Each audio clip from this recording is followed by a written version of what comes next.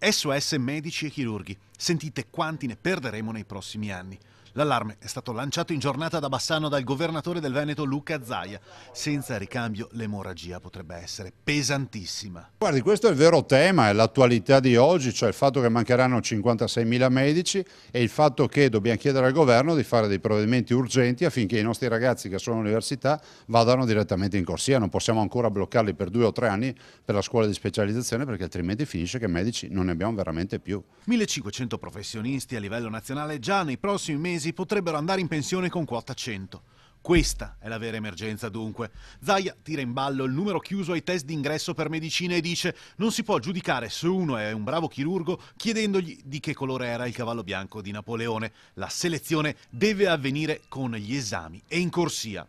E poi c'è la questione del contenzioso medico-legale. Sempre più giovani optano per altre specializzazioni perché c'è un concreto rischio di finire in un'aula di tribunale.